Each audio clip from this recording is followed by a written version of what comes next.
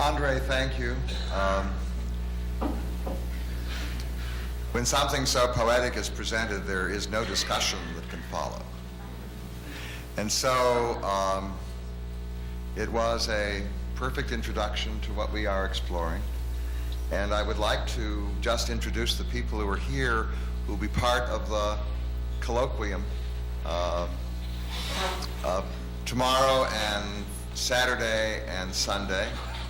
On my left, far left, and I will have him introduce himself, is a person who is not listed in the program. There was a problem. Yaakov Malkin was not able to come because his wife is ill and was not able to come, and he has to be home. So we were very fortunate in securing the presence and words and mind of an extraordinary person from Ann Arbor, and he won't say it, but he was selected year after year, the past few years, the best professor, the favorite professor for the students on the campus of the University of Michigan. And Ralph, will you introduce yourself? Thank you. Thank you so much. My name is Ralph Williams. I'm grateful for the honor of being here. I teach a course on the Bible in English at the university.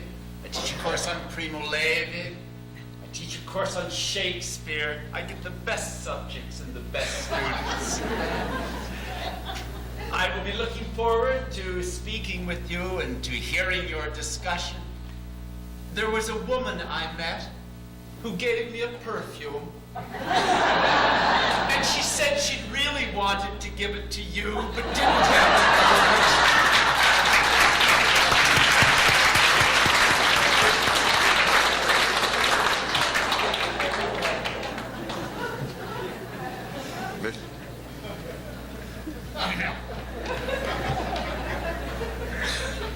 Top that? No, I cannot top that. My name is Mitchell Silver, and one of the reasons I can't top that, I'll tell you what a disadvantage I'm at. You probably can tell after these many words that I'm from New York City. And I grew up in Manhattan, and when I went away to college and I asked someone that came from somewhere else, "What's that?" She looked at me and she said, "You don't know what a dandelion is?"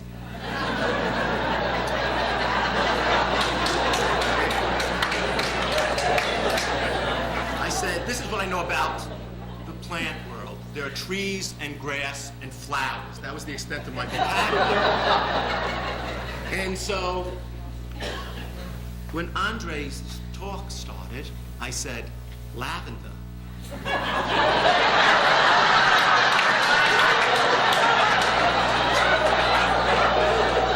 Is that a smell from a flower?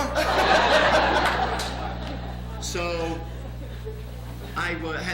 I was entranced by indeed the poetry of the talk, but also very concerned throughout at least the first 15 minutes. What does that smell like? I'm here representing two branches of a very small slice, but a significant slice in secular Jewish life, the Yiddishist socialist movement to a certain extent. And I say two branches because, it's one of these things from the outside, it looks like a very small type group, and from the inside I'm on the educational director of the Workmen's Circle Arbitering, and I'm the cultural director of Camp Kindlein, which came from another sector of that, and I'll speak more about it.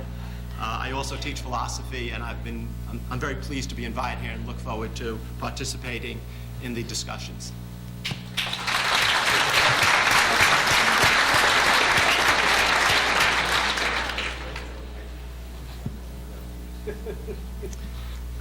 I'm Norbert Samuelson. I'm glad I'm only the third person. I hate to be the seventh person down the line at the rate that things are going. I'm here, I think I'm invited because I do things with Judaism and science. Started out from doing I started out doing my work in medieval Jewish philosophy, got interested in a 13th century astronomer, maybe the most important astronomer before Galileo, named Levi Ben Gershom, was interested in his philosophy, got very much interested in his astronomy, and then came to a realization that he represented a kind of Jewish philosophy where the distinctions between science and philosophy that were not real distinctions, that what we call science is more like what in the 14th century was called philosophy, and what we call philosophy is more like what in the 14th century was called grammar. And I was more interested in philosophy than I was in grammar. And then realized what an integral part the science of that period was to a vital understanding of Judaism today. I've written a couple of books about it, written a lot of articles about it, and Sherwin probably heard about it from somebody who heard about it from somebody, and I guess that's why I'm here. I actually have a lot to say about Andre's talk, but I'm not going to do it because it's too long and it's too late. But I will tell you a story that relates to it. I was a student at the Hebrew Union College almost 10 centuries ago. And my love coming out of college was a poet, American poet by the name of Carl Shapiro. And I spent lots of time talking about Carl Shapiro, and having been a philosophy major in college, I was always talking about what Carl Shapiro meant. He ended up being a speaker at the University of Cincinnati, and I went and met him and invited him over to the Hebrew Union College for lunch. Dan and I were classmates. I don't know if Dan remembered that lunch. Shapiro had lunch with us, and I, being the host who invited him, spent a half an hour talking about what he meant. And after it's over, I said to Mr. Shapiro, well, did I get it right or did I get it wrong? And he said, yeah, I guess I could have meant that.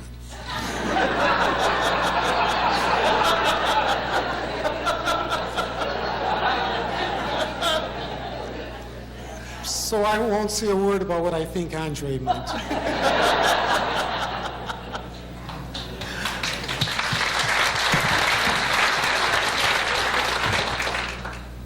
I'm Dan Friedman. I think the reason I'm here is to introduce Norbert on Saturday.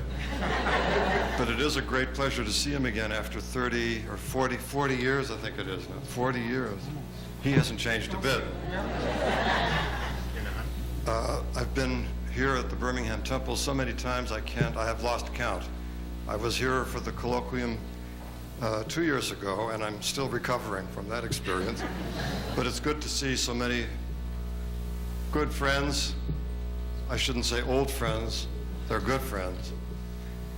But to drive home the point that was made at the very outset of this evening's program regarding the success of a humanistic interpretation, expression of Judaism, I want to tell you a very brief anecdote about my major claim to fame, which is my granddaughter.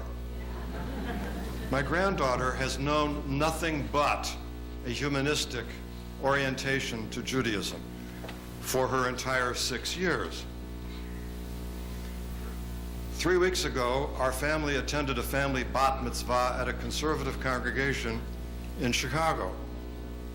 And she sat through the 3-hour service and said nothing, but observed and absorbed the experience.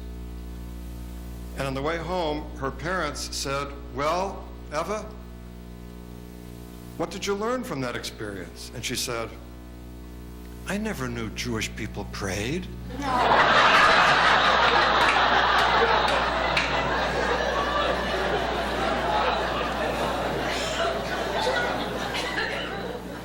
Although many of us look upon this expression of Judaism as something new and maybe controversial, believe me, there are people in this world who don't consider it at all new or controversial.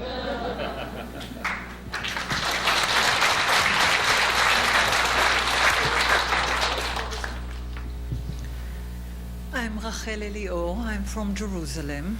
and I'm not quite sure why I'm here, but I wish to learn, I wish to listen. Because usually what I'm doing is I'm concerned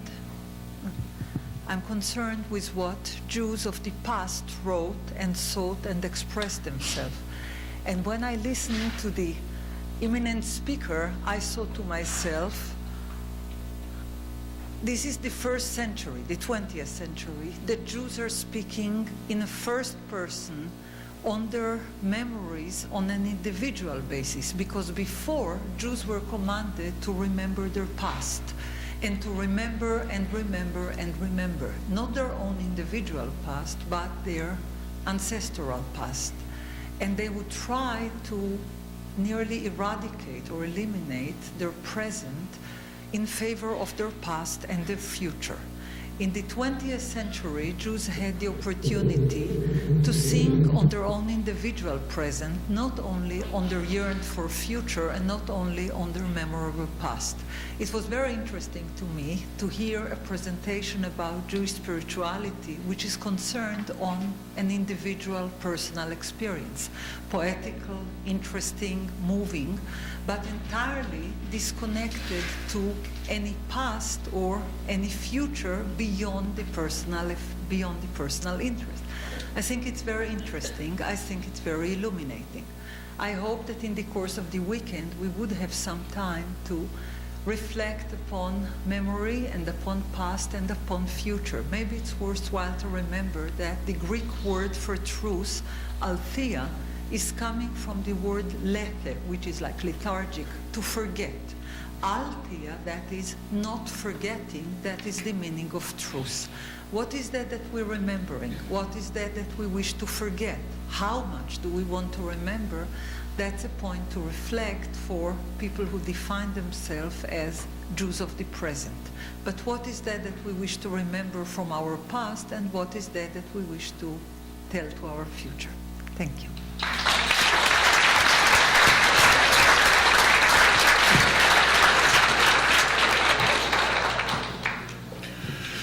My name is Harry Cook.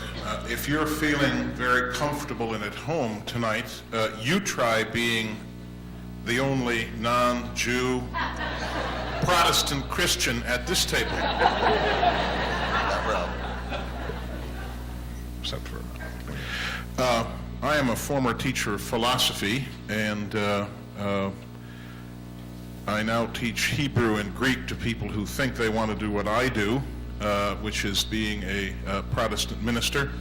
I'm here because I am a friend of, a very good friend of this movement, about which many before me have spoken tonight, and because I'm a friend of the person to my right for a very long time, and he took a big chance in inviting me to be a part of this panel.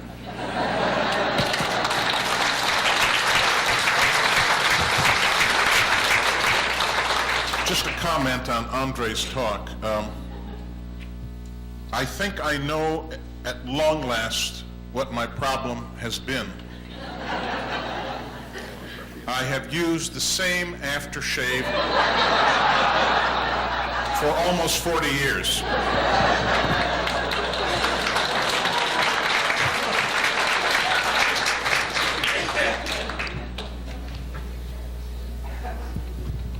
My name is Dan Cohn-Sherbach, and I teach at the University of Wales. I just flew in from Wales today. I should say something, I think, about the talk that I've just heard. And this is really a true story about aftershave. There is a very expensive kind of aftershave that I've always liked, and it's sold at Harrods. And when I went to Harrods last, I said to my wife, I'm really going to buy this. And I said, what do you think? So she smelled it, and she said, well, I think it smells like toilet cleaner. And I smelled it again, and I thought, God, she's right about that. And that has ruined my aspirations to get that aftershave. So never ask your wife what your aftershave smells like.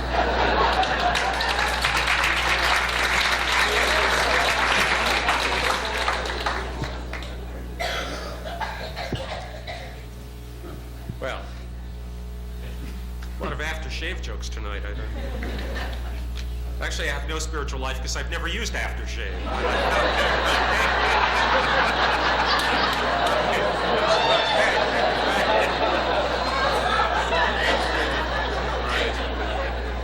Well, my name is Joe Schumann, and I want to say on a more serious note that it really is my joy and privilege now to be participating in the third colloquium in which I've been honored to take part. And I should say it's a joy and privilege because I find that this is one of the most attentive and appreciative audiences before which I've ever spoken. So it really is a great pleasure to me, and I think you ought to commend yourself for doing something that is both rare and excellent and important, and that is keeping the intellectual tradition alive at a time when American society has become very self-interested, very banal, and very anti-intellectual. So just by your being here, you're doing something important, and I'm glad to be with you.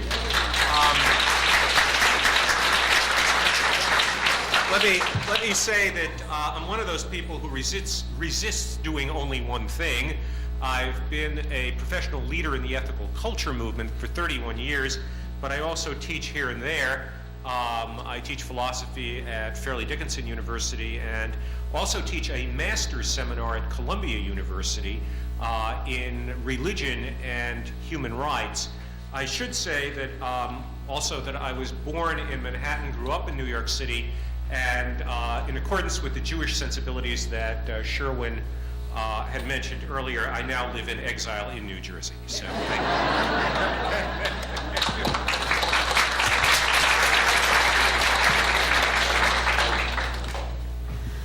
My name is Ruth Calderon, and I'm from Tel Aviv, Israel. And if Andrea wanted us to be honest, I really find it difficult to talk now. I'm still very moved from the words, the story, and it's difficult to use words now, like normal talking. And I thought the Jewish thing to do for me would be to do and not to talk about it. If I could sniff an etrog now, or something for Havdalah, or even if I can just breathe instead of talk. If I could invite you all to breathe and think of something you would want to smell now, I'm sure you'll be able to.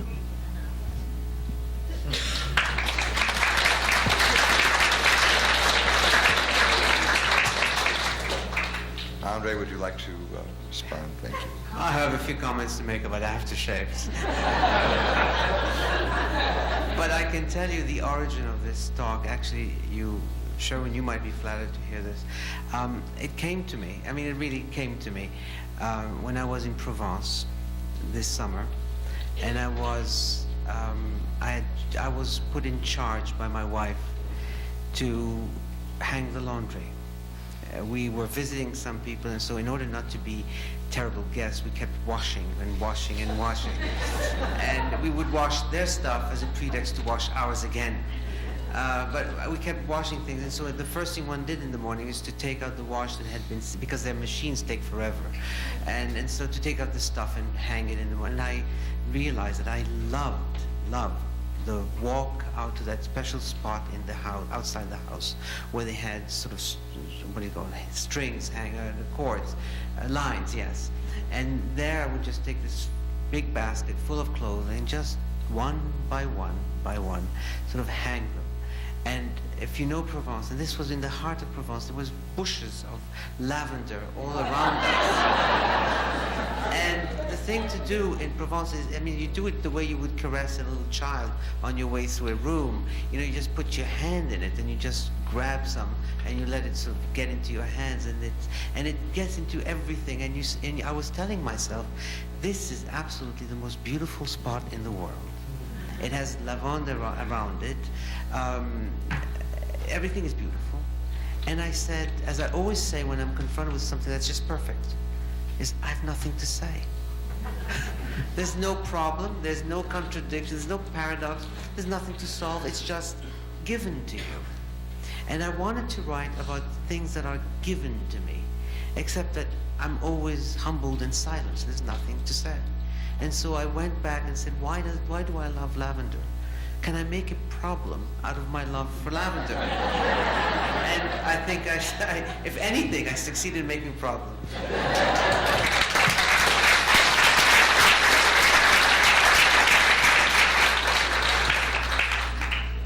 As you can see, we're going to have a wonderful colloquium.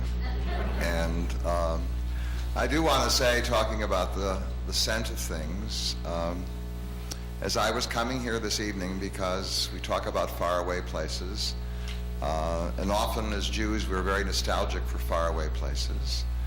I grew up in this place, as many of you did. My favorite season is October, because I smell the autumn. It's the autumn leaves.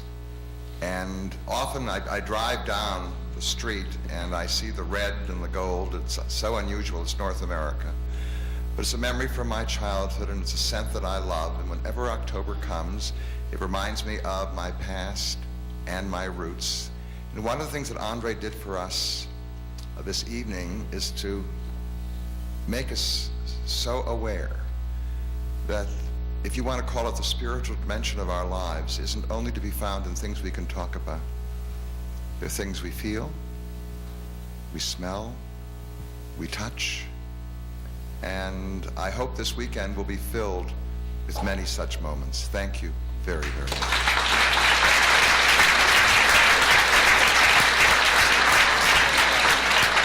And